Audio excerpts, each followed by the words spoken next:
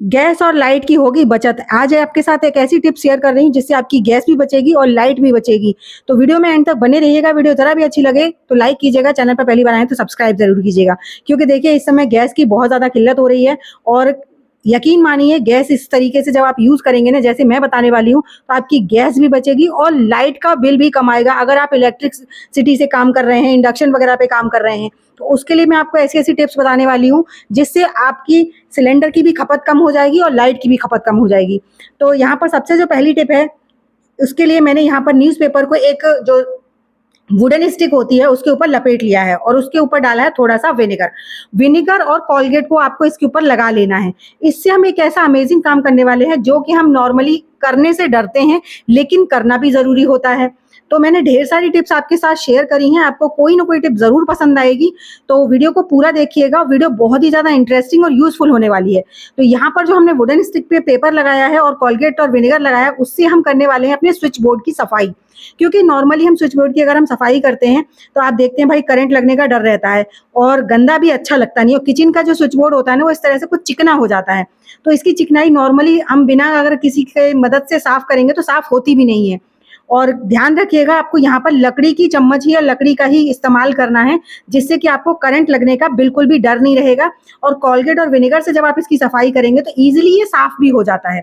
तो देखिए इससे मैंने अच्छी तरह रब कर दिया है। रब करने से ऑलमोस्ट सारा क्लीन हो गया है। बस इसके बाद आपको सूखे कपड़े से इसको वाइप कर देना है और आपका स्विच बोर्ड ईजिली क्लीन हो चुका है। क्योंकि यहाँ पर हम पानी का इस्तेमाल कर नहीं सकते हैं, गीले कपड़े से हम इसे पोंछ नहीं सकते हैं। तो इसलिए यहाँ पर ये बहुत ही काम की और बहुत ही यूजफुल टिप होने वाली है।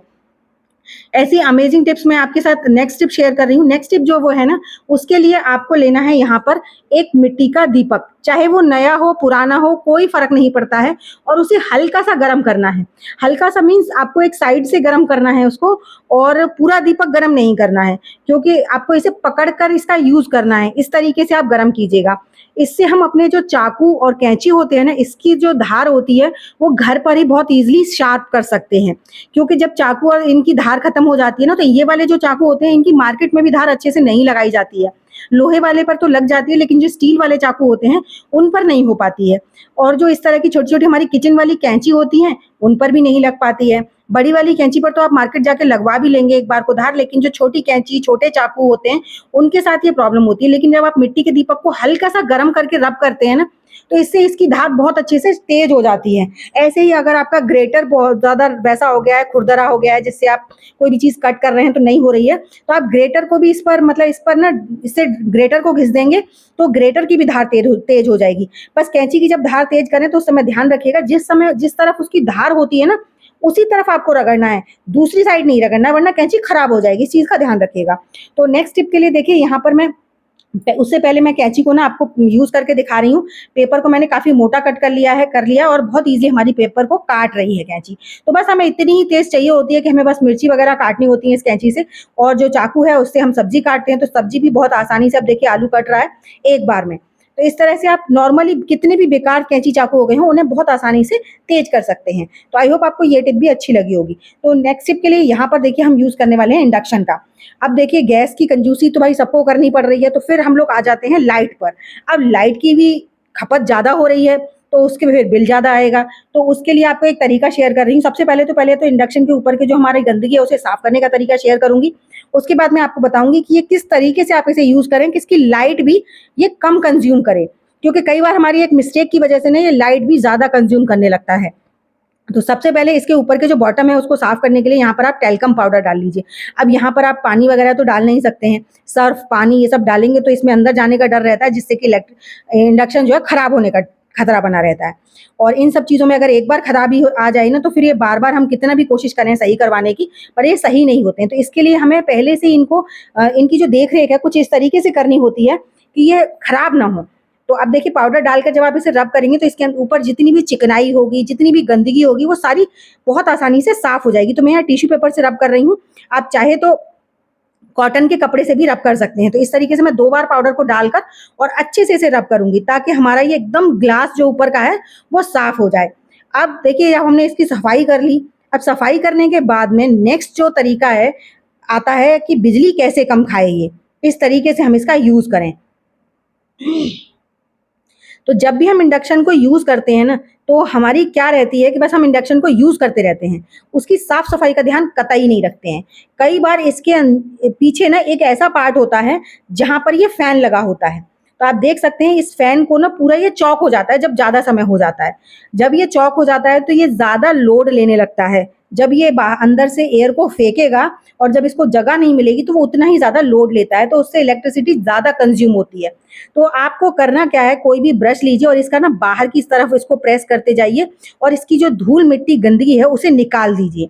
इस तरीके से जब आप इसके जाली वाले पार्ट को साफ कर देंगे तो इसके फैन को चलते समय लोड नहीं लेना पड़ेगा और आपकी जो इलेक्ट्रिसिटी है वो भी बहुत ज़्यादा कम खर्च होगी। जैसे नॉर्मली नए इंडक्शन में खत्म होती है, ऐसे ही होगी। तो इस प्रोसेस को ना आपको हफ्ते 10 दिन में ज़रूर कर देना चाहिए। इससे इसकी गंदगी साफ हो जाती है तो इस पर लोड कम पड़ता है।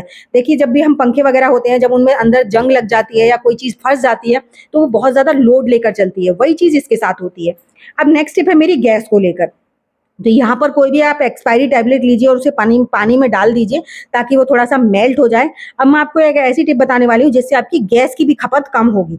कई बार क्या होता है हमें चीज़ें नज़र नहीं आती हैं, लेकिन अगर आपकी गैस जो है ना वो लाल या मतलब बहुत ज़्यादा डार्क लौ दे रही है, तो इसका मतलब ये है आपकी लौ गैस जो है ना वो जलने से ज़्यादा बर्बाद हो रही है। उसके जो बर्नल हैं, ये इनमें गैस जो है प्रॉपर तरीके से पास नहीं हो रही है। क्योंकि अगर ये प्रॉपर तरीके से पास होती है, गैस आपकी सही खर्च हो रही है, तो सिर्फ़ ब्लू लौ आती है उसकी। और जब भी रेड होने लगे या फिर बहुत ज़्यादा ओवर मतलब निकलने लगे, तो उसका मतलब ये है कि आपकी गैस ना निकल पूरी रही है लेकिन जल कम रही है। अब देखिए मैंने यहाँ पर पानी में टैबलेट डाली है, थोड़ा-सा विनेगर डाला है और थोड़ा-सा इसमें सोडा और सर्फ़ डाला है। उसके बाद आपको ना गुनगुने पानी में इन बर्नलों को डिप करके छोड़ देना है। छोड़ देना है करीबन 10-20 आधा घंटे के लिए, ठीक है? जब तक कि इनका पूरा मैल-मिट्टी अंदर से गल ना जाए। इनकी बर्नल की सफाई करना बहुत ज़्यादा ज़रूरी है। कई बार आप देखिए किसी से भी मतलब पता कीजिएगा, जब बर्नल हमारे अंदर से ना होल धीरे-धीरे करके चॉक हो जाते हैं, कभी चाय निकल गई, कभी दाल निकल गई, कभी कुछ निकल गया, कभी कुछ निकल गया, तो उसके ना बारीक-बारीक छेद जो है वो काफ़ी बड़े होते हैं, लेकिन वो बहुत छोटे-छोटे हो जाते हैं क्योंकि उनके अंदर गंदगी स्टोर हो जाती है। तो उस गंदगी को साफ़ करना बहुत ज़्यादा ज़रूरी है। अगर आपकी भी गैस जो है रेड लौ दे रही है, ब्लू नहीं दे रही है और या फिर इधर-उधर से मतलब गैस निकल रही है बर्नल के, तो आपको इसको पहले साफ़ करना है। साफ़ करने के बाद में अगर उसके बावजूद आपकी लौ जो है वो साइड से निकल रही है, तो थोड़ा-सा कुछ ना कुछ उसके साइड में लगा दीजिए। जैसे कि विक्स हो गई, उससे क्या होगा, या फिर कोलगेट हो गया, उससे क्या होगा कि वहाँ से गैस जो है ना वो उस एरिया से पास नहीं होगी, प्रॉपर बर्नल से ही निकलेगी, जिससे आपकी गैस की जो वेस्टेज है वो बच जाएगी। और गैस पर जब भी काम कीजिए तो कोई भी चीज़ जब आप फ्रिज में से निकाल कर तुरंत गर्म कर रहे हैं तो आपकी गैस ज़्यादा वेस्ट होगी। इन छोटे-छोटे तरीकों से ना आप अपनी गैस बचा सकते हैं। जैसे कि दूध वगैरह है, पहले आप फ्रिज से बाहर निकाल दीजिए आधा घंटे पहले, सब्जी है, आटा है, हर चीज़ को पहले बाहर निकालिए, उसके बाद उसका यूज़ कीजिए। इससे आपकी गैस की काफ़ी हद तक बचत होगी। तो आई होप मेरी आपको टिप ज़रूर पसंद आई होंगी। पसंद आई हो तो लाइक कीजिएगा, चैनल पर पहली बार आए हैं तो सब्सक्राइब ज़रूर कीजिएगा ऐसी अमेजिंग टिप्स और ट्रिक्स देखने के लिए। तो चलिए एक ऐसी नई सी अमेजिंग सी वीडियो के साथ मैं मिलूँगी आपको अपनी नेक्स्ट वीडियो में। तब तक के लिए बाय बाय।